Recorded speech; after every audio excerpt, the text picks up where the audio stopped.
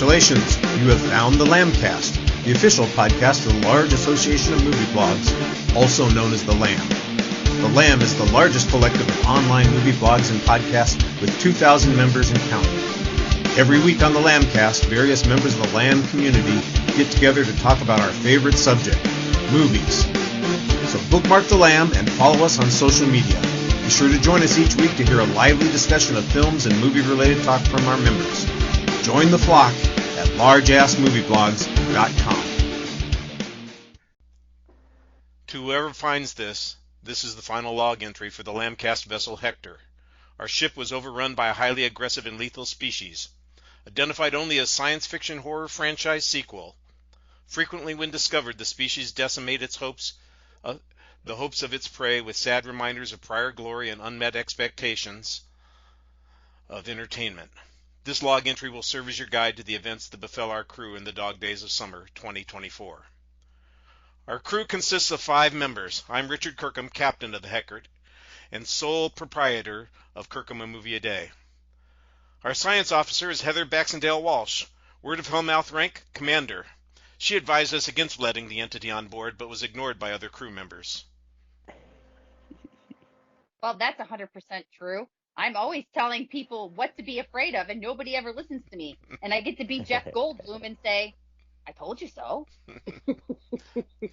Going from I told you so, our navigator is Leaheey. She's responsible for leading the charge down this rabbit hole, as well as several other podcasts on that site. This is a good one. I like this because my father would be very proud that I can read a map very well. But I already want to complain at the lack of feline. There's a lack of feline, and I don't like it. There's an invitation for a line there that I'm just resisting because I know the world is full of people who would just give me hell about it. Yeah. All right. Richard. Our synthetic crewman is Damien Riley. He comes from the Wayland-Yutani subsidiary Riley on Film. Unfortunately, he's out of warranty. Hey, you know what's a good thing to know is that based on what you just said in your dirty mind, in space, no one can read your mind. Thank God. Hello, everybody, and welcome to episode 743 of the Lambcast. This week you won't hear us screaming because we're in outer space, and that's just not a thing there. But on the Lambcast, there may be shouting. We'll have to see. Alien Romulus is the 7th installment in the Alien franchise, and it's a standalone story set in the time between the first 2 films in the series. We're going to find out first how people felt about it, starting with some general thoughts, and then we'll get into more detail. We'll keep the spoiler wall up for a while, but be aware that once we cross that wall, details will leak out that you may want to hold off on until after you've seen the movie. Lisa, let's start with you. Generally, are you sure you want to? Of course. I know that you're full of opinions, and that'll make it easier to follow up. I have one question for this film. Why is it so boring? That's literally what she messaged me right afterwards, too. Why? I am so thrilled that so many people are enjoying this movie. And I am baffled that they are saying it's so good. Like, I am fine if you enjoy a film. I enjoy a lot of films that are not good films. I wouldn't say this is a bad film, but it is boring. I mean, I was literally trying to keep myself awake. I've seen people say that the jump scares were impressive. I've seen people say there was a lot of tension. I saw a different movie somehow, and I don't know what's going on.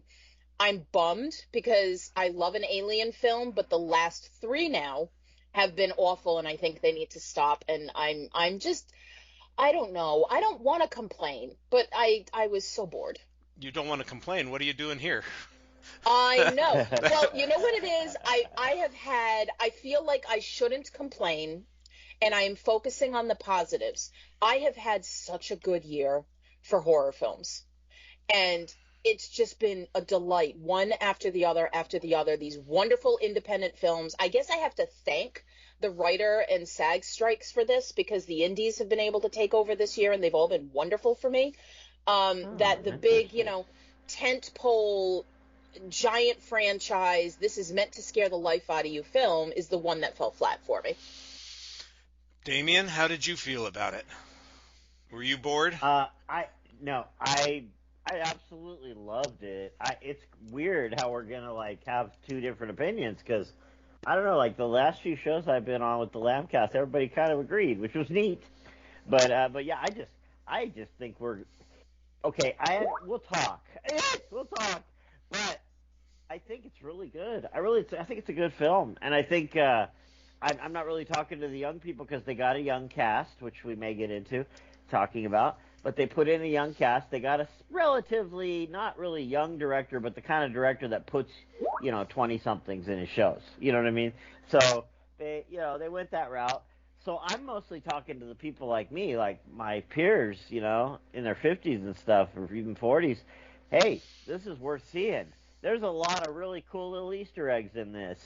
I'll just leave it at that. You know how I go on.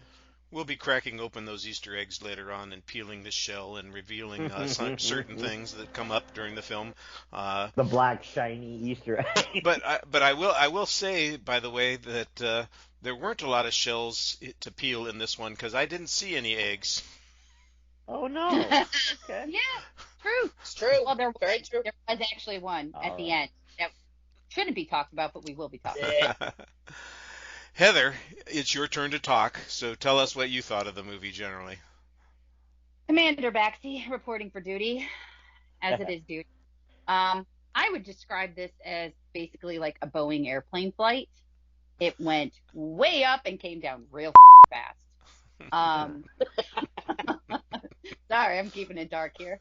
I was like Lisa. I try not to watch trailers because they either show too much of the movie or they just suck half the time. So I avoid trailers for the most part at this point in my movie watching. But this one just knocked me back in my seat. I was like, this looks great. Oh my gosh, I don't want to be excited. I don't want to get amped up about another Alien movie. I don't want to get excited about something in this franchise and then have my hopes crush, because that's happened many times. It did with Prometheus. And there are still a lot of things I like about Prometheus and Covenant too, but that's me making amends after the fact. Here, I thought it started off really strong. I really, really enjoyed the first act. I thought it was beautiful.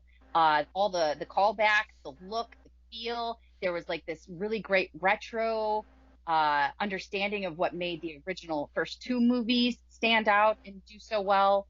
And I liked the young cast. I thought the young cast was great. I heard some people complaining about that. That's one thing I don't have a complaint about. And I thought they did really well. The characters made smart choices for the characters. You could absolutely see the ones that were going to eventually become a problem and where the story would go, Michael Crichton. But after that, I don't know what happened. I'm like, now you're not following any of the rules. People are not doing things that make sense for the character that you've established. And there was a lot of cool scenes. There was tons of callbacks to the game. If you guys have played Alien Isolation, there were direct shots from that game in the movie. So there was so much attention paid to all these pieces of the franchise, not just in the film, but also in the expanded verse of video games and such. I thought that there would be more love and affection, but what started happening, I feel like in the last few acts, were just pillaging rather than callbacks, pillaging from existing content and manipulating it in a really uninteresting way. As Lisa would say, I after the second act, I said, hey, okay, I'm still here for it. They screwed up a few times, they stubbed their toes, but I'm here for it. And then they just decided they needed that extra act, and they just poo-pooed all over the place. And I have so much to say once we get there, but I am personally offended by it, and you all know how I feel about aliens. So, yeah, I'm here to expand further upon my disappointment. I'm not happy that I was disappointed this time. But you liked how it opened. Yeah, it started great. I think that's part of the reason that I feel so angry, is because it had such potential, and then it just fell on its face, and it's really upsetting. I felt the same way about Resurrection though, but I can watch Resurrection now and enjoy it for what it is and laugh at the ending.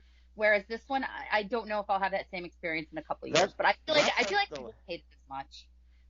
Resurrection is the one movie that I did not.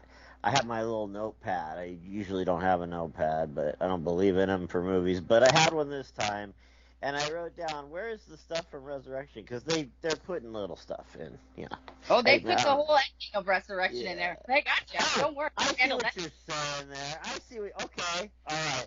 I guess I just meant, like, throughout. I wasn't seeing that much. Anyway. Well, I'll tell you what I thought. This is, out of the 7 movies, I would rank this number 3, but that doesn't mean much because I don't think any of them after the first 2 are worth a damn.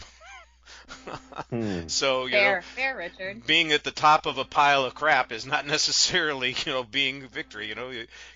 King of the hill, if the hill is made of manure, you're in a little bit of trouble. I didn't hate the movie. I agreed. I think everybody seems to be pretty enthusiastic about the first act. It builds pretty well. I like the slow burn that we're getting to. And then once we get to the space station, it all just starts to stop being interesting, stop being compelling. I'm not sure why it's not frightening at all. That's the thing that's really strange to me, because an alien movie should have scares in it. I didn't even get a jump scare that got me going. It was just... they were going through the motions. I could see everything that was happening. And by the way, it's not hard to see everything that's happening. I don't think it's too much of a spoiler to say this steals every beat from the original film and repeats it in almost exactly the same order, in exactly the same places. And so maybe that's what happens. It takes away the element of surprise. There are a couple of innovations in the obstacles that they face that I'm not sure they make any sense. I know that they're kind of interesting to look at, but it's kind of stupid. Yes. Yes, I this agree. is what I'm saying, and I think this is why I'm so frustrated. And I think what you're getting at is really part of the problem for me. This isn't for us. This is for the new generation. Damien is talking about younger kids knowing their history and knowing where films are coming from and knowing the classics. I think this, very much like the most recent Scream film, or no, not the most recent one, the one before it, the one that was just called Scream, is literally the same thing as the first movie. And it's incredibly frustrating. It's almost insulting because you're like, you are not doing anything new. It's slapshod kind of mimicry, and it's not worth my time. Why am I here? I can just go home, or I can, like I did earlier this year, see the original on screen, the original Alien, and enjoy the hell out of it.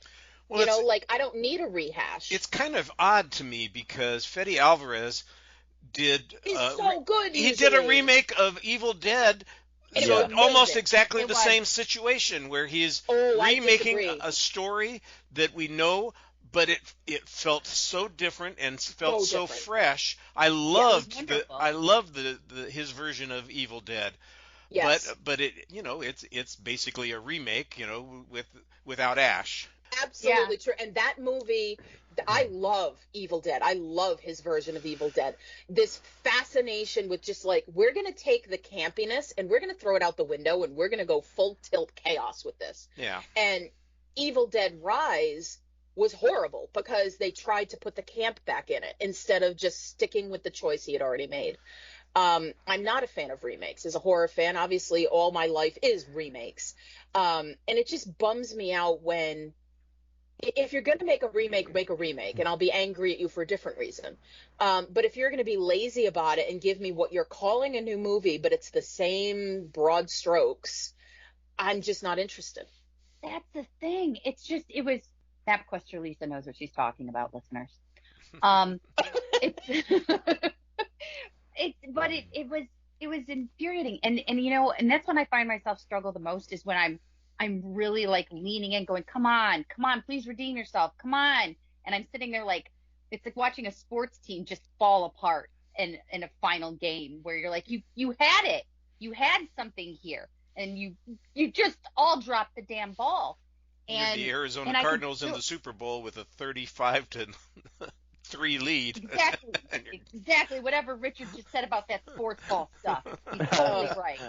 So, but that's what it felt like. I kept feeling like I'm like you. you seemed like you understood the assignment, and then you just decided to plagiarize to like the second half of it. Why would you do that when you were doing well with it at first? It did have the same beats as the original, but I expected to see something different. I expected different things to happen, and the things that were different, which, by the way, I'm sorry, you don't cannibalize a Sigourney Weaver line like oh my God, did, and then use it the way they did. I almost Agreed. walked out of the theater. I was so angry. It was because it wasn't used again. It wasn't just reusing material that existed. It was using it poorly in every single instance. It stopped telling a story, and it was, oh, here's a plot device. I don't want to go into too many details before we go spoiler, but there's one part that is instrumental and that is exhibited appropriately in almost every single other film in the franchise. And it's a timeline of the incubation period. Mm-hmm. When they decided, oh, that's not going to last hours or days, we're just going to speed this up in the matter of 30 minutes because it's convenient, I knew that they no longer cared about the integrity of the story. And if they were going to use something like that is an agreed upon rule, and I don't care how ridiculous you get in your horror, in your fantasy, in your sci-fi, as long as you stick to the rules of your world, I am there for however ridiculous those rules are. And they started breaking them just because it wasn't convenient for the story that they wanted to tell anymore. And yeah, put your own spin on what you think the face huggers look like, or do your own Xenos and that kind of thing. That's fine. That's artistic integrity. Changing the way that they are created and exist and those rules, that is the foundation of part of what they are. So you didn't just break that. You broke my trust. I don't accept I'm going to have more of them as building on what was already done. Just making more of them does not increase the tension. It just kind of is like, all right, well, there's more of them. Sure. I was more interested when there were fewer of them. Yep, exactly. Because you don't know where it is. When there's a crap ton of them, they're just everywhere, and you go, oh, shit, what am I going to do? I'm sorry for the curse. Like, you don't know what you're going to do. Like, oh, dear, I can't escape 14 times. I don't know. I'm just so frustrated by it. And then too, there's really, really unreasonable explanations for how they evade all of the extra. Yes. It's like all of a sudden the characters get more souped up because the elevation of the tension and the antagonistic alien has also. So all of a sudden the characters get like, I still don't understand why I don't remember most of their names, so forgive me. I think it was Tyler. Sure. I liked him from the start. I also knew what was going to happen to him. He was the one that was like kind, right? He's not the jerk. Okay. Yes. He was the good guy. He was like the maybe boyfriend or whatever. The ex-boyfriend. I think he was on that show Shadow and Bone. So I've seen him before, and I'm a fan of him. He's good. But all of a sudden, this guy, like, from my understanding, he's just a dude who goes and picks up like salt and stuff for Wayland, and he does some kind of like gets stuff from space and brings it back, some kind of stuff that they need, fuel, whatever. So why is he suddenly Soldier Boy? Like he's showing dance Rain. In my head now. Yeah, he's showing Rain. There we go. He's showing Rain how to use the weapon. He's like, oh yeah, I know how to use guns. Yeah. I'm like, okay. He's got this fascination with like military stuff because the other guy, whose name is apparently Bjorn. I never knew that. Bjorn. I didn't either. Thank you, IMDb. IMDb. An annoying guy who was definitely going to screw things up and die. Yeah, his IMDb photo has that, like Gen Z haircut where everything is pushed Oh my forward. gosh, I'm looking at it. You're right. You're right. Anyway, I'm not dumping on Gen Z, but it seems like that's the haircut of the generation. But it's this idea of like where he's just Bjorn is just a jerk, but like Tyler is all into military stuff and Bjorn gives him a hard time about it. And he goes, well, it's cool. Oh, okay. So it's like, you can't decide whether these characters are kids or in their 20s, young adults, right? Like I think that's another problem I have here. I don't assert that the movie is poorly written. That was Covenant. Covenant had no story, and every last time there was danger, it was like, oh, we're in danger. Oh, it's okay. Oh, we're in danger again. Wait, nope, it's okay again. And it was just ridiculous. But this at least has something. There was something going on here. I can give credit where that's due. I do like Alvarez. I think he's very good at what he does. I was just, gushing over Evil Dead. I think Don't Breathe is fascinating, the first one anyway. But then you get this film with these characters that I really just don't care about. My favorite characters in this film are not human. And I think that says something about what's going on in this film. And this is even outside my typical, I'm always for the bad guys, give me all the villains kind of thing. Like, I love Ripley. Ripley is the pinnacle of the badasses in any kind of action film. I don't care, male, female, whatever. But I did not care about any of these people. Therefore, when you start dispatching with them, I'm not concerned about it. Nope, not even the pregnant one, which, by the way, hold it. I have a lot to say about that. Chekhov's pregnancy, perhaps? Yeah, that comes up every once in a while, doesn't it? It does. There's a lot of Chekhov in this one. Just to bring it to a little bit of a kind of a technical spec. Poor Damien has to deal with Heather and me. I don't know. I've always loved Heather's, just from the solar plexus reads on movies. So I appreciate Heather. Nice to meet you, Damien. You too, Lisa. But you guys have said a lot of stuff, and I'm not taking notes because I don't believe in notes. I'm one of those weird critics that doesn't believe in notes. But college professor who doesn't believe in notes. I love that. I do. I support that. You know what's so cool now with Canvas? I don't know if any of you guys know what Canvas I is. do know Canvas, absolutely. With Canvas, you just make a class and just add 2 assignments to it every semester. It's like the coolest thing, Your syllabus is done, everything's done. So anyway, what I was going to say is a technical point on this, because you guys clearly have the opinions, and that's great, and I do too about a lot of stuff. But this is technically between 1 and 2. I just wanted to say that because you need if you're a big fan. What are there? 8 of them? 9 of them? There's a 7. lot of them. Unless you count the AVPs 7's also. Still a lot. Then 7's it's 9, I think. But yeah, and like you say, some of them are throwaways. Or one of them is a throwaway. I don't know. It just depends on. I remember years ago, Darren and I did a show where we went through every alien and then we rated them. And I honestly can't even remember. Even there's one with spiders. Remember the spiders one? There's one with spiders. One of them that I just thought sucked so bad. But later on, I loved it. Years later, I was like, oh my god, I want to watch that spider one. So it'd be interesting to see how you ladies look back. I'm definitely not stepping on your toes here, but I just think for an Alien fan, this is a great film because it's almost like going to a cheap Alien museum, where they take you through each exhibit, and so whenever they would say stupid things like that stupid quote from Sigourney Weaver that didn't work. God. Yes. But besides that, I looked at it more like a museum. I was like, oh, what are they going to do next? The jump scares really scared me, and I don't like jump scares anyway. I'm a horror, to the bone horror reviewer, but I don't like jump scares, which is kind of weird. But these I actually liked because they actually were in context a little bit, and so I don't know, it'll be interesting to see how you look back on it because I think, as they continue to make these, which clearly they will, I don't know if Fede will be asked back, but, another thing too about that that's kind of technical that we think about as reviewers is that this poor director, can you imagine the pressure? I mean, you're told that, he's obviously Evil Dead too, so he's huge into horror. Well, he obviously. did Evil Dead and he redid Texas Chainsaw, which was atrocious. But this is not a guy who's afraid to do it. No, and besides, go ahead. It's not like this is the first,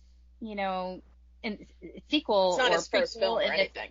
In this franchise even. There has been some absolute dog doo-doo that has been made in this franchise. Oh, this yes. this is better than some of those films that I have no interest in watching. Like I have no interest in the Alien versus Predator ones anymore. I loved that first one. The first one, I thought the first one was so fun. See, that's the thing too, and I think Damien made a really good point about going back. My expectations were definitely higher than they should have been for this movie. I got too excited about it, and because of that, I fell on my face. I went decades hating Aliens 3. I hated Alien 3 so much, and then I hated Resurrection 2. Now I can go back and appreciate what Alien 3 tried to do, because there's a good movie in there. And Resurrection I find to be totally fun to watch. And I used to hate it, and it's totally fun for me to watch. So those I have made peace with over time. This one, maybe, but I didn't think it was good enough to actually go back and rewatch. Like I have curiosities with Prometheus and even Covenant. Like I like watching Michael Fassbender make out with himself. But it's funny that you bring that up. I'm actually recording. I freaking love Prometheus. I have to just throw that in there, just for context. So while we're talking about Prometheus, until they get off the ship, it's a great movie. And then people start doing dumb shit. Why are scientists touching everything? Anything that has to do with anthropology and the ascent of man, I'm really into. I'm really into the stuff that was written in the 60s about that and the ideas about that. So when I saw Prometheus, it was like the writer had the same books I have. You know, they were just going. It was really cool. I liked it, and there is a lot of questioning about. I mean, not really in religious circles, but outside of religious circles, questions of like, where did we come from, and did we come from outer space? And did they just like make this new race to be slaves, and then say this isn't working out and put us on Earth? I mean, some people say that. And that can even jive with the Bible. There's like stories that are like I think 7,000 years old about the Sumerian stories that actually they have identical stories to the Bible almost. Like there's a Noah's Ark, there's all these things, and this is 7,000 years before the God of Abraham. So it's just it opened it up more for me, like my idea of the ascent of man, and that's why I liked it. So I think we come in with sort of a template of expectations or things we wanted. But at the time, when I saw that, I had no expectations. I was just like, I don't even know what this is. I'm just going to watch it. I think Darren was – I used to have a podcast called Talking Stars with Darren. We did it for like 10 years. And so sometimes he'd say, hey, let's go do Prometheus. So I'd, just do Prometheus. But that's how I went into it. And I've always loved Alien 1. Just freaking that there's no – I come across in my travels a lot of young people who've never heard of Alien 1. So to me – that makes me hurt. That breaks my heart. Start talking to more people. You'll see. People don't know it. That thing with the head? I had somebody deliver to me, just delivery service, Uber Eats or something. They delivered me my lunch. I said, and they had an alien shirt. And I'm like, oh, yeah, the xenomorph. They're like, what? So it's like people will put out the front that they're hip and they know all about it, but I don't know. There's just something about Alien 1 that it's very clear why I am not really the legitimate captain of the starship here. Of the Hector here. Because the real captain would be putting us back on track for a discussion here. I love the fact that everybody's all over the place talking. You know what? I like to let people talk. But we should probably talk about a couple of other things and maybe focus a little bit more. So I'm going to interrupt here, pretend like I am, in some authority position for a moment. I'll let you believe you're in charge, Richard. No problem. I like to live in the fantasy anyway. Obviously, some people were unsatisfied with the movie in general. We have one person who's very enthusiastic and three of us who were less than satisfied. But my first question that I wanted to get to is, were there elements of this that you did find satisfying? Was there something about this that was satisfying enough that we could, spend a little bit of time talking about it?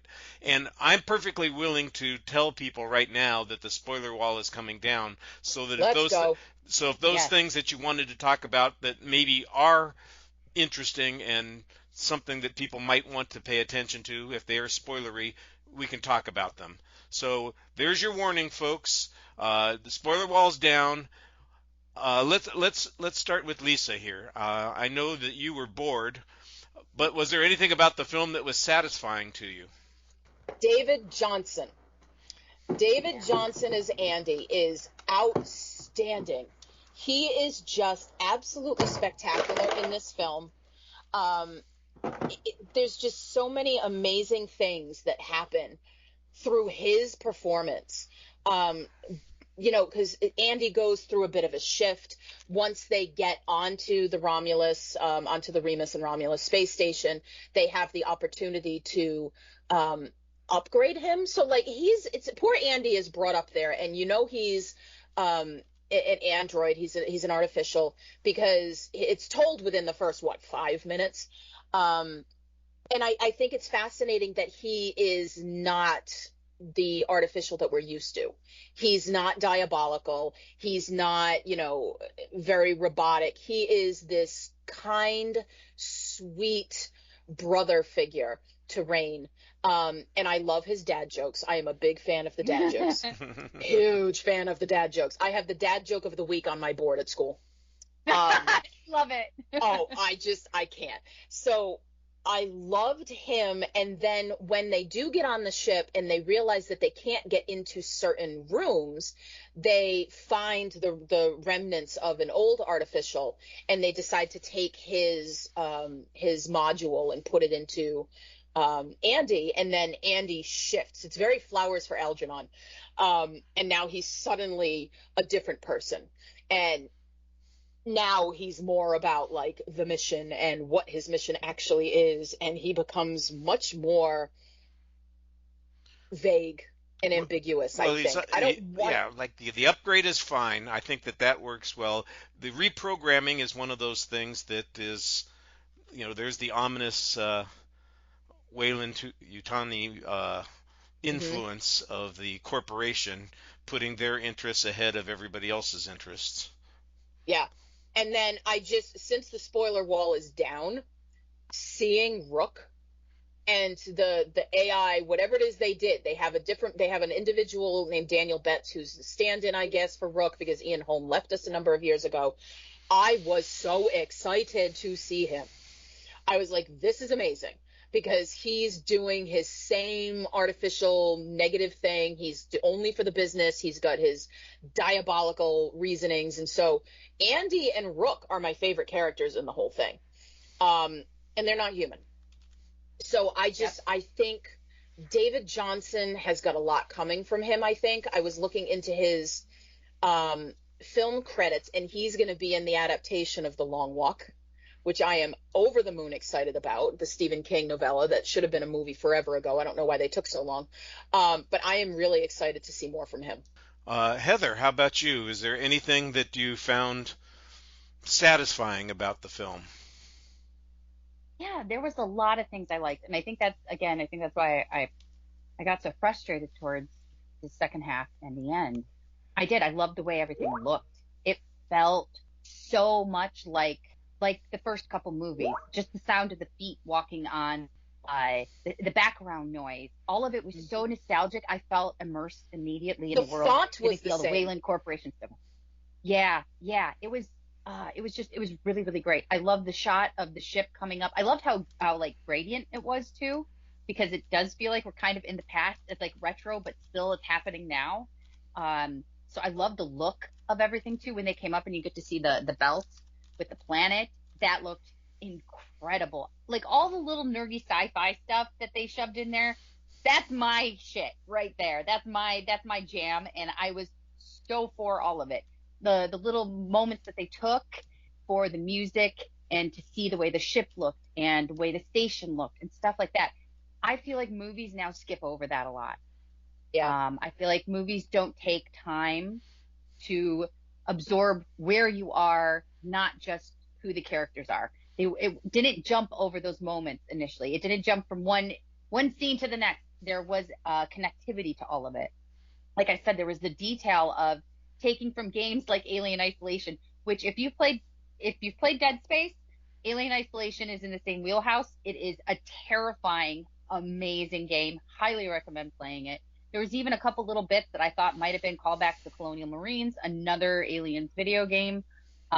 There was a lot of that, but again, that felt more nostalgic than we're cutting and pasting. The face huggers, they looked different. Mhm. But I was okay with that. Again, that's artistic integrity to me. You want to make them look a little different and do your own thing with them, that's fine. Same thing with the Xenos. Do whatever you got to do. I thought it was cool that they had gone after the alien that she blew out of the airlock.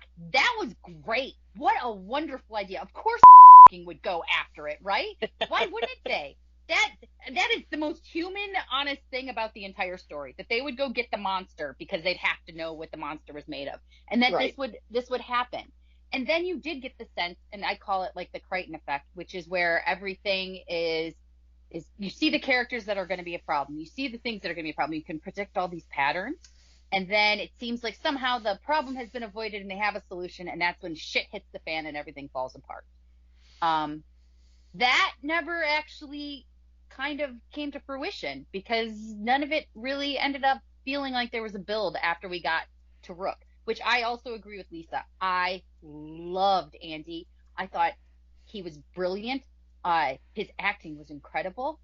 Oh my goodness. I fell in love with him, and then he felt a little Michael Fassbender, a little Mhm. Ian Holm. Mhm. You got that android, and then you had all the callbacks. You got like the cornbread, and you got there was just so many things that were really great that they did well that it was upsetting when it stopped. But yeah, I loved pretty much everything up until they found Rook, and that's when things started to become problematic for me. But there was a lot of good stuff there. It had a lot of potential to do a lot of things, and it unfortunately didn't for me. All right. Well, Damien, I know that you were very enthusiastic about the film.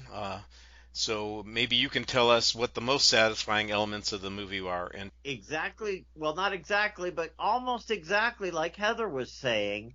I really liked how it brought me into like this museum of Alien and the views of it and the visuals of it.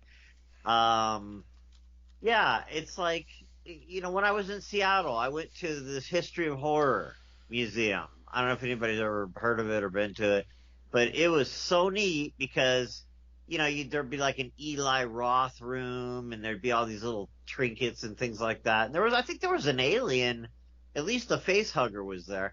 So yeah, in the beginning, I agree. It really draws you into that museum, man. You're just like, wow. And I was really open to it. I have not been eating out all week. I've been saving my funds. So I just went nuts. I had like a hot dog, popcorn, and huge Coke. I never drink Coke because I'm almost diabetic, but I got a big Coke and it was great, man. And, so I saw it more of like this visual fest, really, to begin with. Now I remember when I was really young. God, how old was I? Probably 15. And I would take the bus to the mall and walk around, and there was this place called Music Land. Richard probably remembers Music Land. yeah, But I'd go into Music Land and I'd look at music and stuff, and I don't know, man, it just kind of brought me back to that time. But there was a book in there. That's what I wanted to say. There's a book in there that was a huge picture book, and people in the old days, like they'd put picture books out for you and stuff, and people would like thumb them up and they'd get all thrashed. This one was thrashed. Every time I go in there, I'd look at it, and it was the guy. And forgive me because I don't know his name. I know you guys will know, but the art guy, Geiger, is it? oh, H.R. Geiger? Geiger, yeah. Yeah. It was a book by him, and it was all the alien sketches, and I just those are so alive in my consciousness every time I watch a movie about Alien, and I sort of felt like I was just back there in that music land looking at that. I was like, man, somebody really spent a lot of time. So I agree with you, Heather, about that, about how they don't do that enough, and a lot of the modern remakes of things, they fail to do that. And so you don't really feel like, you're in a certain room. You sort of like, oh, okay, I got to get the story. You focus on the story. To me, the story was, virtually throwaway, except the ending, which I definitely hope we talk about. Oh, we're gonna get to that for sure. Oh, Okay. yes. But like for me, just like, it was like a return to the architect table, like just seeing the stuff and it was like that in Prometheus too, like with that machine that I don't know if we're allowed to do spoilers for movies we're not referring to, but yeah, she gets that, like, gives herself the surgery. Remember that? Oh, I And do. My yeah, husband still hasn't recovered from that scene. but that I'm was a little like, mad that was about it. so, yeah, okay. And I want to hear why you're mad and stuff, but I think you'll agree. Just the shininess, like Wally, Wally, the shininess of that robot Wally, it's like the shiny robot thing that's holding you down, cutting into you. It was crazy horror, and I really liked it. To me, Prometheus passes, and some people really do love it, but I know a lot of people don't love it, and I've read a lot of reviews about it that people didn't really dig it, but I freaking loved it. And to me, it was like Prometheus, sort of a rewind. Wait, Prometheus is like the first one, huh? It's the first prequel, yes. In the timeline, yeah. Okay, so yeah, so I don't know, it brought me back in terms of memory. It brought me back to like the original movie, and I think that's what they intended because of money. Because and yeah, the guy's really well known, of course. He did Evil Dead 2. He did all these other. I looked him up. He did all these amazing movies, and now he's going to be a name I'm going to throw down all the time because I've learned he's in my consciousness now. But at the same time, just imagine being a horror, like a mogul almost, like an Eli Roth. I think of him almost, but even more so. And being told, guess what? You're being offered Alien.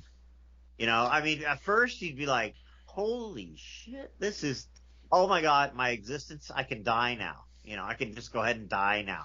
That's the kind of feeling he probably had. But then you get, guess who's going to be laying down the checkbook? Ridley Scott. And Ridley Scott produced it. So I don't know if you've ever watched Ridley Scott in interviews, but he's really hard to understand. He's way off the trail. Totally bonkers, but I love it. Yeah, I do love my brain processes. You're so always cool gonna love him. To me, he says nonsense, and then like at the end of about every 3 paragraphs of words, he'll look at you real solid, and then you go, "Oh yeah, I remember who he is." But anyway, I wouldn't want that guy for my boss. That's what I'm trying to say. So he's not going to be making too many more, right? So he was probably like, "You got to do this. You got to do that." I don't know. I haven't researched it, but all I'm saying is I liked the artistic. You like the look of the film. Pretty much. Yeah. Okay, that's fine. And I'm going to echo both Heather and Lisa in complimenting David Johnson and the character of Andy. I thought that that was probably the thing that was most interesting in the film, and the transition between the damaged Andy and the upgraded Andy, I thought was really an effective piece of acting that we're getting in that film. I enjoyed immensely the Ian Holm reference, but it confuses me, and I think it's unnecessary. But that doesn't mean that I wasn't glad to. Maybe I shouldn't be celebrating AI's capture and wholesale exploitation of a long past actor, but that's going to be a thing, and I think in the future, I'm sure we're going to get Cary Grant in some future movie. Oh God, I know. I feel the same way. Weird. Like I was so thrilled because I was like, oh my God, I love this element. I think this is great. I'm totally on board for that. But I had the same moment, Richard. I'm like, oh my God, but it's AI, and I don't want it. And be there. And which is strange because so much of the movie, the effects were practical effects. I think they did a good job trying to avoid too much CGI stuff. But obviously there are certain things that you have to, it's not practical anymore to have practical effects for certain kinds of things. So it worked. I thought it worked pretty well, and the movie looks great. How about a slightly different question? Because I thought Damien has already suggested that there were jump scares that got him. I didn't find the movie particularly frightening, and that seems strange to me. And I'm wondering if it's because we've seen this character, we've seen the xenomorphs before, we've seen the facehuggers before. We kind of know what's coming. Yep. What, is it that there's nothing new? Is it that that the characters we don't care about? Like I said, I didn't feel engaged, and I wasn't startled. I felt very little tension in the film, maybe a little bit with the Rain character, but that's about as close as I got to it, and some of that seemed to be a stretch. Do you have a? Yeah, go ahead, Heather. That was one part, and it was because I think I was invested in the beginning. First of all, jump scares almost never work on me. Me too. They're just not scary to me. I prefer more of what's going on in my head. I like psychological stuff, what's going behind the doors. My imagination is far more fearful than anything you can put in front of me.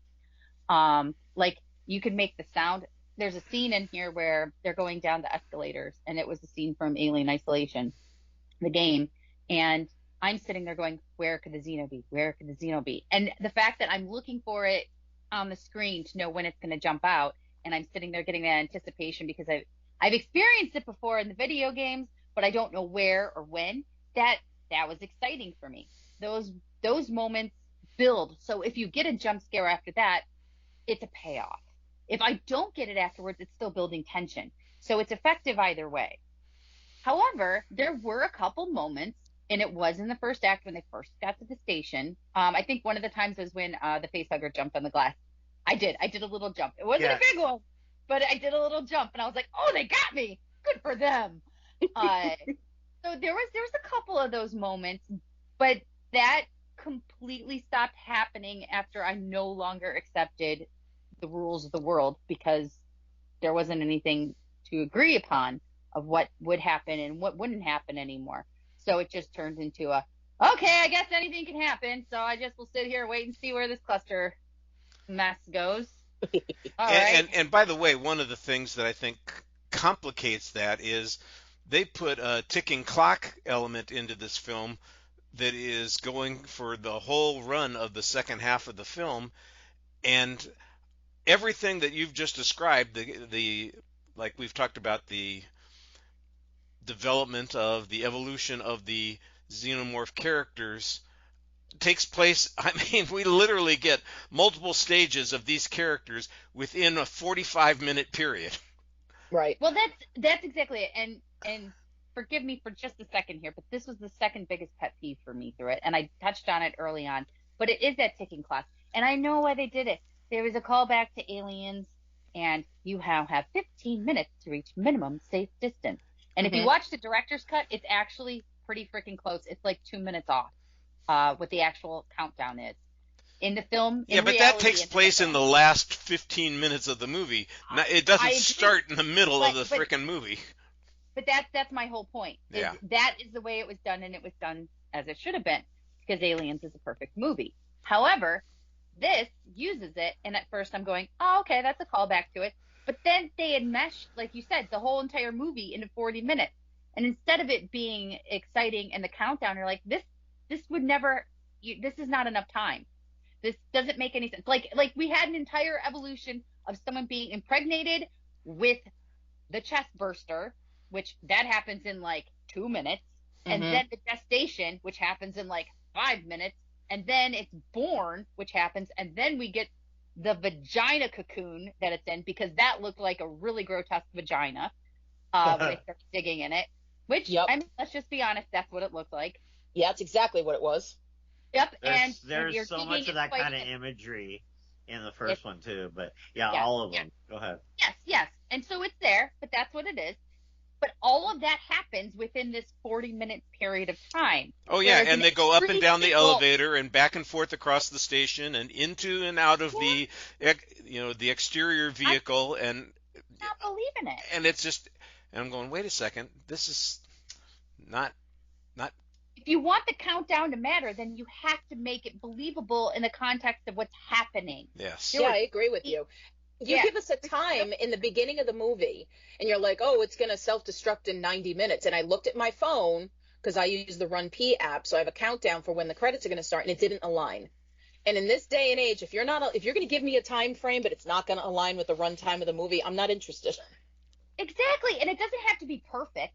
Be off by a minute, but just at least make it not only stick to the time, but also make what happens within that believable, that we can sit there and agree. Because the second you start going, well, that's bullshit, then you start looking at the rest of the movie that way. It takes you out of the story, and it removes you so often that you can no longer be invested. And if you're not invested, then you don't care about the characters. And if you don't care what happens to the characters, then you end up bored. Yep, that's where I was. Yep. That's what happened. Summed up the movie for everybody. There you go. You're welcome. How about the obstacles that they run into? Some of which seem like they are essential that you're going to run into that. That's the whole justification for bringing Andy up with them to the space station, is that he's going to interface with the computer system mother, Right. and Right. be able to operate that system. So when there are complications that are related to that, that makes sense to me. So when they have to upgrade him in order for him to have access to the computer system, so they can get the doors open or close, or they can get out of the lockdown, I can appreciate that. Randomly turning on and off the gravitational issue is like, huh? It's like that. Yeah. It's like that scene in Galaxy Quest where they just randomly have the crushing devices there, and this is badly written. This is stupid. Yeah. We're just going to have this here because it's going to present us with a complication down the road, and There you go, Chekhov. and it'll give us a nice visual image for a minute. I found that really irritating. It seemed like lazy writing to me. Like there were really no surprises. You kind of knew where things were going to go. You have the gravity element, you have the pregnancy element, you have all of these things, and it's just like, oh, come on. Like you just know where everything's going to go. And there are films out there that quality writing, doesn't matter how many movies you've seen, can still surprise you. So if you're going to put a new entry into a franchise, you need to do something different. Don't just rehash what was already done, because the people who are going to show up, 90% of them are going to be fans of the original. Yeah, they're going to bring their kids. Yeah, they'll, some new audiences will show up. But if you're simply making a film that, I don't know. I mean, maybe fan service doesn't work for me. I don't know. I enjoyed the hell out of Deadpool and Wolverine. And I loved Ghostbusters Afterlife. I sobbed through the whole thing. So, I mean, I certainly can be taken in by Easter eggs and things like that, but I felt like these were so forced. It was like, how many things can we put in here? And just the tension wasn't valuable for me. It just didn't work. And I went with a friend who asked me, he's like, I need you to warn me when the jump scares are coming. And I'm like, okay. He didn't flinch once. And this is a guy who's got like heart surgery. And he's like, I need to make sure I'm calm. And I'm like, okay, he hates jump scares. I'm like, I got you. Nothing. Neither one of us moved. Now I'm used to not flinching because they don't bother me anymore. But for him to not even flinch and for him to be bored, there was a problem there, I think. It's just disappointing. Yeah. If the question was about a jump scare, it wasn't really a jump scare, but I really liked the way they did the chest burster scene. You mean with the X-ray? With the X-ray? Yeah, exactly. Yeah, that was because the X-ray it's all normal. It all looks like the first one, but except that X-ray, that when they show the insides, that's pretty scary. That's pretty cool. I like that. More gory, really, than jump scare. But yeah, I was kind of impressed by that. I'm not going to try and defend the movie. I am you can. I don't want you to take your enjoyment out of it. I don't want to do that. No, I'm glad you enjoyed it. And it seems like other people did. So people are going to disagree with Lisa and I, and it sounds like Richard as well. Which I just think I just think that you really have to look at the economics of it too, because let's just get away from that for a minute and let me try and make an example from what Lisa was saying. Have you seen Dune? Are you a Dune person? Dune came up in one of our other shows we did. Okay, so did you feel that they did a good job on the remake of that? Just kind of to make some bridges here to understanding. I love Dune. So why did you love that, but you didn't love Romulus? Like what was it about Dune? True. Okay, so it's not trying to be an expansion of it. It's not trying to be expansion. It's an actual remake. Yeah. Romulus isn't set up as an Alien remake. It's an expansion of the universe. Yeah, and I have to say, even though they're denying it, the director's denying it, I think it's a way, and somebody already said, I think Heather said it, it's a way to bring in the new crowd. Yeah. It certainly feels like that, but, you can still bring in the new crowd. There's plenty of franchises that are doing this well and better, and some that are doing it poorly, where they're continuing the franchise and they are appealing to a younger audience. And some of them are doing the, hey, we're going to hand the reins off to this younger crowd here. We've seen it in a lot of movies over the years. And you get the Danny Glover, we're getting too old for this shit joke in so many of them. Yes. And there's some that are doing it really well. And there are some like this one that did not. Gotcha. Okay. I mean, I think what's interesting is what I'm finding with my students, I think of Scream, right? Like, so Scream is still going, and you have Scream, the newer Scream, which was really just a rehash of the original. What I like from a new audience is when they see it and they go, this was really cool. Now I want to go back and watch the originals and work my way up. But I'm finding more and more frequently that they're not doing that.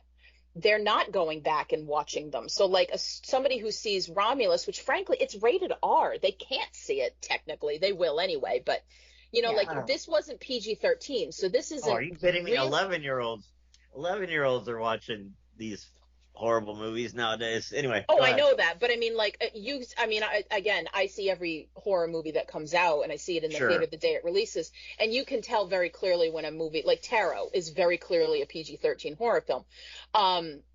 But like the idea is like you can see when you're pulling younger kids into a genre, and it's like, here's your gateway film. Here's something that's going to get you in.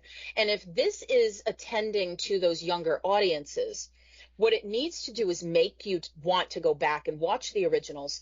What I'm finding more and more frequently is like my students will have seen the newer Jenna Ortega Screams, but they haven't seen the originals. And it's like, well, why are you not going back and watching these? Like, what's missing? And I don't know that somebody who sees Romulus is going to go back and watch a 1979 film. And what I think is sad is that because it's all been done in Romulus and in an inferior way, the original isn't going to work. Like the chest burster scene of the 1979 film is incredible. And the idea that Ripley becomes. But if you saw Romulus first, you're not going to be as impressed. No, not at all. No, you're gonna be like, whatever. Okay, sure. I don't know. That's my thing, Richard. I think you're getting to that. Like, it's not going to be as impressive. All of these kids who watch these classic films and they're like, that's the scariest movie ever made. I was bored. It's like, oh God, you kill me. You make me hurt. Well, opening week, just to let you know, because I've talked a little bit about economics, and $41 million. $108 million globally. Yeah. That's what I'm reading. Sure. Globally. But I want to see what it's doing 3 weeks from now. Yeah, because they did great. I mean, Interesting. that's exactly what they got. Lisa and I, who don't watch trailers, were super excited about this film because of the trailer. Mm-hmm. They got us. They basically, Lisa, they us in the drive-thru. Well, I didn't see the trailer until after the film, but I will. Oh, I see thought you of did before too. So I'm speaking for myself. They me in the drive-thru. They got me with the trailer. It's I funny watched them in I the. think Lisa earlier said like shoot or something. She's like, oh, I'm sorry for cursing. I did. No, Heather's dropped the F-bomb Fuck 3 or 4 times before this, so don't worry about I it. can't remember which podcast is clean and which isn't, so I try and be polite about it on other people's. But I have a bit of a potty mouth, so I have to watch myself. But no, like I will see, I have grown, especially as a horror fan, to recognize that when we talk about box office, the first weekend means nothing because all of the horror crazy people go see the movie the first weekend because we want something new. And the only way to tell whether a movie is any good is whether it has staying power.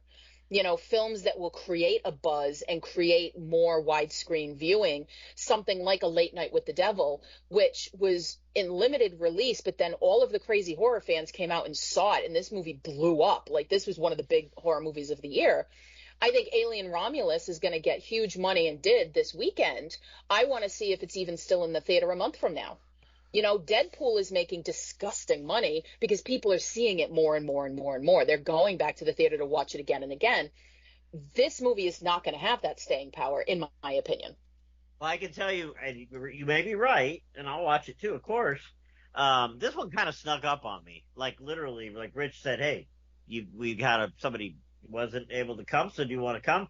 And that's the first I even started looking into it. So maybe that was my benefit or something, but I just went and saw it yesterday and just had a great time. But it might not do well long term. You're right. We'll see.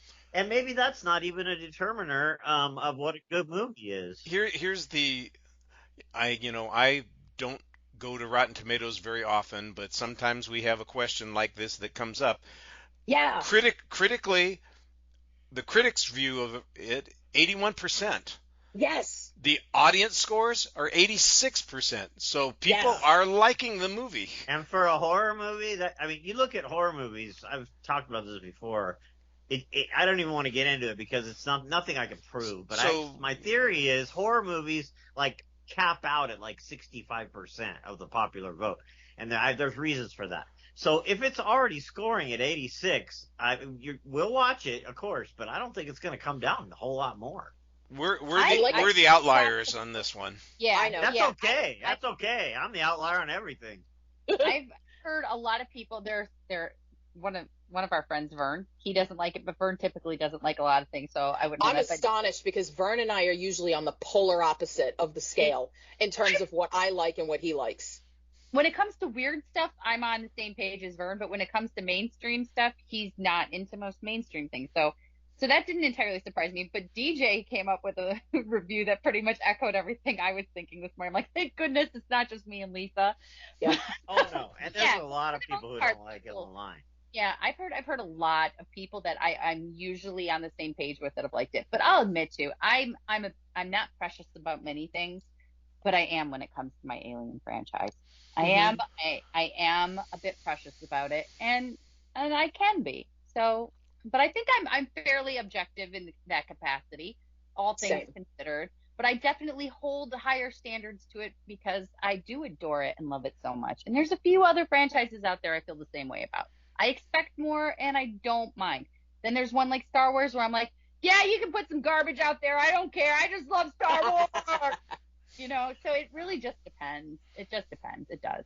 Yeah. And my daughter's 19 years old and she loves all the Star Wars, like the later Hayden Christensen, all that stuff. Of course, that's not even later nowadays, but yeah, Hayden Christensen, really, all that stuff. She just tells me, Dad, you got to have a day where you just get into these. And I'm like, I've talked about it before. It's like 1977. I was 8 years old going to the Croissant Twin by my house on foot. I must have seen it like 20 times. It's just a different time. This is a different part of my life. But when I look back at it, I just think these new films are not ever going to throw me the way that the 77 does, For sure. So, yeah, so it's just one of those things. I think you create a template of expectation. I like it that they're keeping it alive. I'm going to be a little bit harder on the next one, I think, because I think Prometheus, it didn't tank. It did pretty well, but not as well as they hoped. And then this Covenant, I didn't like Covenant at all. So I think the director's probably going through all this in his mind. Like, what do I keep that'll keep this going? Probably is what he's thinking. That's what I got from like his quote unquote museum that he took me through. I feel like he's like, okay, we'll keep this. We'll get rid of this. We're not going to make the mistakes of Prometheus by not doing enough. Stuff like gore and all excitement, all that, whatever people say. I think Prometheus had all that, but anyway, you get the point. He had a lot of pressure on him. No, it's not. All right, let's see if we can come to a close on this because we've been. Look, everybody's been forthright. We've kind of gone all over the place. We got a little bit lost in the middle because we got off track because of some technical issues. Let's bring it all around and have final thoughts on the film, and then we'll take our exit question. So, very quickly, Damien, your final thoughts on the film. Summarize your opinion and your recommendations to anybody who happens to be listening. For like 20 and under, it's a great introduction. For older than that, it's a wonderful museum. Don't expect much from the story. Did we not talk about the ending of it? Or are we gonna do that? That's right. We were going to do that. Yeah, that's interesting. But that's all I have to say. All right, Heather. As I recall, the ending really pissed you off, so we're going to give you one final chance to explode all over everything here. I love that that's the term you were going to use. I was literally going to describe the ending as nothing. I've had loose stools that had more integrity than that ending. Let's say that. That's the way to say it. Yeah. And that's exactly too. I feel like a lot of the stuff that I think I might have been more on Damien's side here if they didn't do the third act. If they didn't pull that ending together, if they would have just called it, the girl goes into the incubator and they go off into space. If Mae becomes Jonesy and is safe and sound in the incubator. Yeah, but we know she's pregnant and we know she's given herself the juice, which we had no idea what that would do other than create a monster. If they would have just done that and left that as maybe for the next movie, I would have been like, well, that's some dumb shit, but I accept it, and I probably would have liked the movie more. I probably would have left with a 3 out of 5 stars, probably, is what I would have done, or maybe like 2.5 or something like that, and I wouldn't have been angry.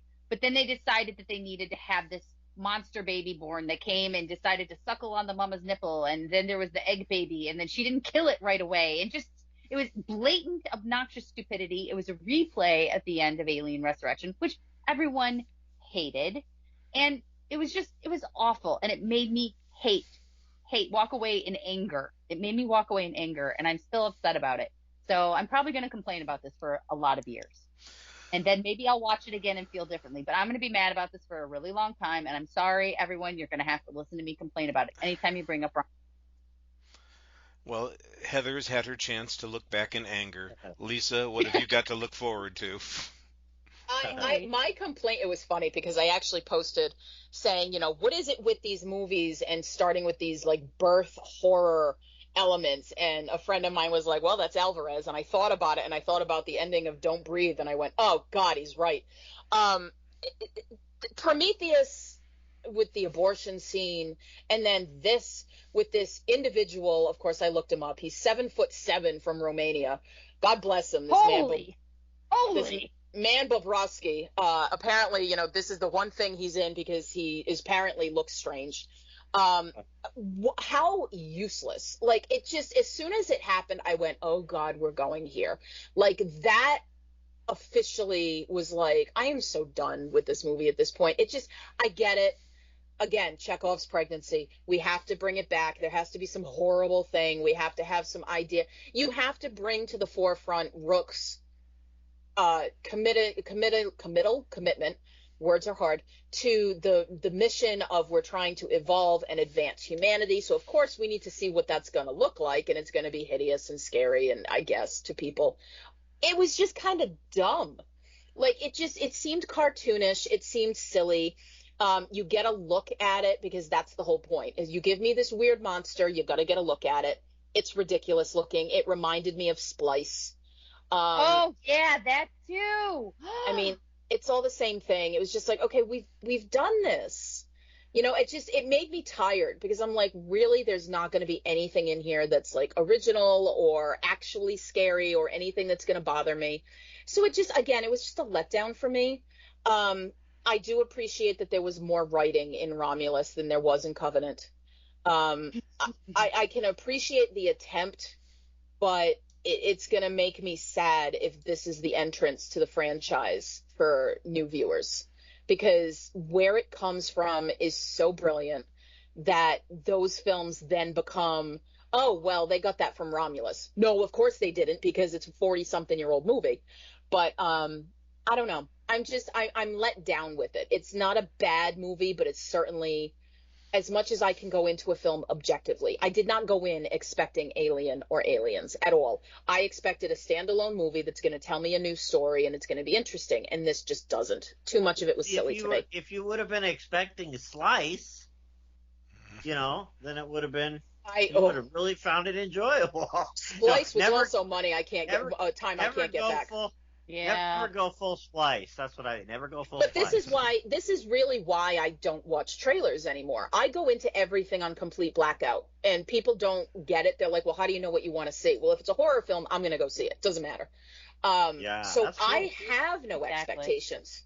I go into things, and really I was going into this with very low expectations because I hated Prometheus and I hated Covenant even more, which I didn't think was possible. So I was going in with real low expectations, and frankly, this didn't do much to elevate me for that. All right. And then, as I've said before, it's a handsome-looking film. It repeats every beat of the original Alien less effectively, and then it has a stupid coda to it that is just irritating as all heck, and I'm not exactly sure that I could recommend the film.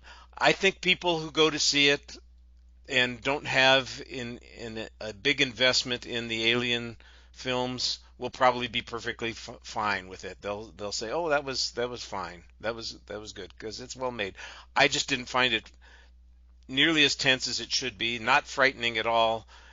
I thought it looked good, but the story had problems, and then they did some things trying to juice it up that were just stupid. And I'm never a fan of stupidity. I, I shouldn't say that. I like plenty of stupid stuff. There you go. But I don't like stupid stuff in something that's pretending to be a little bit higher level, and this is pretending to be something that it's not. So, all right, we're going to take a quick break here to hear from a fellow Lamb Podcasting Network show, and then we'll be back for our exit question of the week. Mark! Heather! We need to tell people why they should listen to our show, Word of Hellmouth, in 45 seconds. All right. For one, you and I are hardcore fans of Buffy the Vampire Slayer. We know what we're talking about. Anything else? We are fun to listen to, and our off-topic conversations are legend. Any other reason Scoobs out there should check us out, Mark? Simply put, Heather, you and I are 5 by 5. Oh, yeah! Where can people find us, Heather? You can find Word of Hellmouth anywhere you get your podcasts. Our home website at rabbitholepodcast.com, or just hanging out at the Bronze. And David Boreanaz, if you're listening, hit me up. Me too. I don't care. All right, it's time for our exit question of the week, and since we're talking about horror films and franchises, this is the one that popped into my head during the week. What horror franchise has at least one sequel that you believe is equal to or superior to the first film in the franchise? And everybody here seems to be horror fans, so I'm sure that they can come up with one that kind of fits this category. If you were going to tell me no horror sequel has ever equaled the original, I'm going to dispute that when I give you my suggestions, but let's see if anybody has run into that problem. Lisa, let's start with you. You got one? Are you sure you want to start with? I have two. Okay, that's okay. But I worry about stealing from somebody else. So the first one that comes to mind is the Final Destination franchise, which one of these years I will get in the April movie of the month choice. That first film did nothing for me. What frustrated me about the first film is that when Death came and took his claim, or their claim, whatever, I don't know what gender you would assign Death, but anyway, I didn't like that the guy who was hung in his bathroom by the laundry wire, I hated very much that Death put the water puddle out and then withdrew it. Like, if you want to be claiming your stakes and you want to take your victims, take your victims. Don't make it look like it was suicide or something else. And then when you get to the second film, where you have writers who, before the Saw films had started, these people came up with the most ridiculous, out there ways to kill characters. These films stopped taking themselves so seriously. They all became about these incredibly wackadoo ways to kill off characters, and they just became so much fun. So as far as I'm concerned, the Final Destination films start with number 2. In that vein, The Purge is the same thing for me. And a lot of people think The Purge is just torture porn, and I will back these films for days on end, because the first one I thought was pretty dry. You have a wealthy guy, his family, Ethan Hawke playing this guy who sells these security systems during the purge, not during the purge, but for the purge specifically, so that you can protect your house. And we are in the house with him, and people are trying to get in. Yeah, home invasions, they can be scary, they can be that kind of thing. But what the Purge figured out is that it's more about what happens outside. It's what happens to the people who are stuck outside during the Purge. And they began this journey into multiple stories, cross narratives. Anarchy is fantastic. I think election year is when they really find their way, because they've gone into this area of political commentary and satire that is so spot on. And what I think makes the Purge movies so unnerving is, to a point, how realistic they could be, because I absolutely believe there are people in the world who would jump on opportunity like this. And that siren is one of the very few things that actually gets under my skin and makes my stomach turn when I'm watching horror films. So those are my two. So is it all the subsequent Purge films that you see as being superior to the original? Absolutely. Okay. I just want to make sure. The first one is fine. Like, I've had friends who are like, yeah, I saw the first one was okay. I said, watch the second one. Because that's when they really catch on to what they wanted to do, and that's when they found their footing. The second one, the third one. The fourth film is actually called The First Purge, so it's like a prequel. Mm-hmm. And then there's the Forever Purge, but then there was also the TV show that was on USA that was also very good. There's just something interesting about the way these characters are written, the way they cross their stories. I really think they're a lot better than people give them credit for. Damien, what's your choice for a franchise that has a sequel that's equal to or better than the first film? This one was like one that I knew would be easy for me. Like, I read it in your email out on the road somewhere, and I was like walking, by the way, not driving. My car's totaled. Anyways, that's a whole other drama. You can go to Riley on Film and learn all about that. But The Strangers 2, it has for a long time been a movie that I have harped on this idea of, the sequel being better. I think that The Strangers 2 is less human and therefore more scary than The Strangers 1. I think Liv Tyler in the first one, it kind of, oh wow, Liv Tyler's doing a horror movie. That's kind of where the attention sort of flows in a funnel. But this one, The Strangers Prey at Night, it didn't, I don't want to say it scared me, but like Heather earlier was talking about, she doesn't like jump scares, but she likes the stuff that kind of gets in your head. This one got in my head. This one fully got in my head. And after I watched it, I just thought to myself, whoever wrote that is like mentally f***ed up, And that was cool. I liked that because I always look for movies that are just, staying within the realm of humanity, but sort of flirting with it. And to me, The Strangers Prey at Night is, from beginning to end, it's a movie. I've probably seen it 10 times, second only to Tusk, my favorite movie of all time. But no, The Strangers Prey at Night is a sequel that I think they took all the good things and put them in a trailer park and just let them just, watch them burn kind of thing. And so I really like that film. No, that's an interesting take on it, because I've not heard anybody who liked Strangers 2, and The Strangers has very high recommendations around the world, at least around my world. So, want to hear something weird? I think I would have liked The Strangers better if I'd seen it after the sequel. Isn't that weird? It's just, when I saw it at the time, I was like, okay, Liv Tyler, okay, got it, It was sort of like, let me get through this film. But when I saw Prey at Night, I actually went back and saw the original Strangers, and I liked it better. So for me, it was like it's like a prism. It's like a Pink Floyd prism. Well, everybody's entitled to their opinion, and you've got yours in. Heather, what's your opinion? I would just like to say that I enjoyed Lisa's choices. I never saw the second Strangers, so I don't know. But I agree with the Final Destination choice, 100% agree. I was not down with the first one. The second one terrified me and had some of the best kill scenes I've ever seen in a movie. Like, they just randomly pop in my head all the time. Like, Inside Out, that's what I get. I get random kill shots from Final Destination that haunt me. And it's freaking great, right? It's totally awesome. If you have a twisted mind like mine, anyway.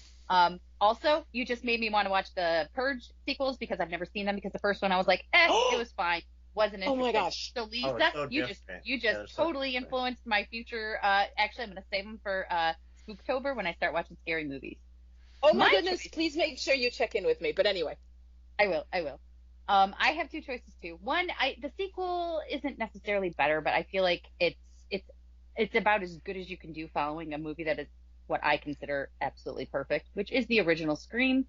All right. Okay. It's absolutely fantastic. Which one? Scream 2? Substantial.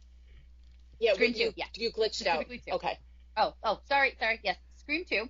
I think it's absolutely fantastic. It captures all the elements of the first one. This is a sequel that understands that it's a sequel. It understands all the beats of horror films, and it somehow still kind of like breaks that fourth wall while still being terrifying, while still being funny, and then still turns everything upside down on you with the reveal of the killers at the end. It's really, really hard for me not to figure out what's going on and not know. And that movie kept me at the edge of my seat the entire time. I love rewatching that movie. It is fantastic. I'm also partial to Ghostface and the entire Scream series, but it's great. The second one choice I have that I believe is actually better, and some of the sequels do get better as they go on, is Paranormal Activity. I like the first movie a lot. It's really good, but the second one is great. The second one wigged me out. It changed things a little bit again, and it was smart enough to sit there, and again, it was the things you can't see. It was the things that you were using more of your imagination for. I like found footage stuff. I also like you leaving me to my own imagination to figure things out, and then I can place my own personal horrors and terror in this box that you've created for me. And I like the whole entire Paranormal Activity franchise for that reason. I think it gets a little sketchy towards the later one, but the second one I think is absolutely superior to the first. So far, everybody's been pretty straightforward about their choices. I understand that. It seems good. I appreciate that people found extra to throw in. Because I always think of extra too. So I'm going to start with the first one that I've got, and then go with the one that I thought of originally. I'm going to go old school on this one. I think Bride of Frankenstein is superior to Frankenstein. That's a good one. And that is the probably the oldest horror film we've referred to on the show today. It takes everything that was great about the original and adds on to it, and it's got some of those iconic moments in it that everybody remembers and thinks is from the original film. The blind man scene is a perfect example. The monster actually speaking, the horror elements. It's a little freaky weird when Dr. Pretorius has his little people in the jars, but I think it's still a good film. It's got creepiness to it, and it's a better told story.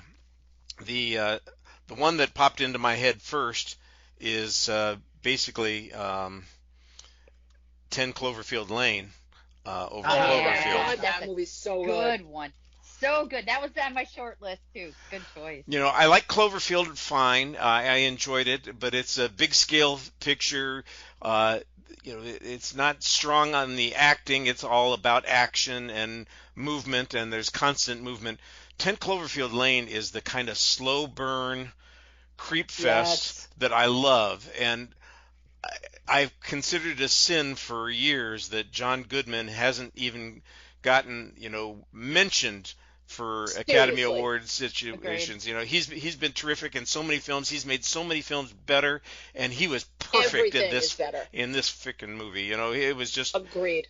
And I like that film so much that I would always recommend it. I have nothing against Cloverfield, but I've never recommended Cloverfield. I've recommended 10 Cloverfield Lane to everybody. Oh, it's just so good. You're right. It's a different movie. It's a different movie than the other one. So yeah, and the Paradox movie I saw it once, and that was terrible. Yeah. So no, we pretend that didn't exist. That's the way I am. By the way, on the original Alien and Aliens, my answer is always the same. It just depends on which one I saw last is the best. Yes. If I saw Aliens last, that's the best. If I saw Alien last, that's the best. It's just those two are interchangeable to me constantly. And I finish watching one of them and I go, that is freaking fantastic. That's so good. That's the best one. And then I see the other one and go, nope, that's the best one. Yeah, they're two different movies. And I mean, it was that's what's really great when you have a really quality film. You watch Terminator, you watch Terminator 2. They're both brilliant. for different reasons. And I think that this is the same kind of thing. Alien and Aliens, one is a horror sci-fi, one is an action film. And I just think that when you have quality films, when you have movies that work and they find their niche and they do their thing, they're excellent. And I think that this is one of those classic pinnacle kinds of films. And I don't know. I'm thrilled. I love the choices. I also like that we didn't duplicate. Like, at no point did anybody go, oh, that was my pick. So I like that. Yeah. Yeah, that was cool. We all found different things, and that's good. And apparently we all had different opinions on today's movie as well. Yes. Before we send everybody off to their next horror experience, I want to give you a chance to promote whatever it is that you would like people to turn their eyes and ears to. So, Heather, let's start with you. What have you got that people should be looking at or listening to? Commander Heather reporting for duty once again. You can find all of my stuff in one place because I finally put together my website. You can check out heatherbaxendale.com. You have all of my books on there. Yep, my books are on there, so you can check out my books, my series, The Prophecy. It's a fantasy series. It's a good time. Check it out. You also have my podcast on there, Word of Hellmouth. I usually post stuff that I've been guesting on there as well. If you want to stay up to date on that, my newsletter is on there, so you can sign up for that, and I'll give you those updates. Or you can follow me on my socials. I'm most active on Instagram under HB Walsh Author. Check me out there. Damien, what have you got that people should be looking at? Well, after we talked about Woody Allen a little bit on one of those shows I was on recently, I got this idea to do a series called Lamb Chops. And what it's going to be is, I actually haven't done one yet, but because of things I forgot to mention in this one, like, I'm just going to say them real fast, don't feel the need to reply. Conjuring 2 and Ouija 2 are also amazing.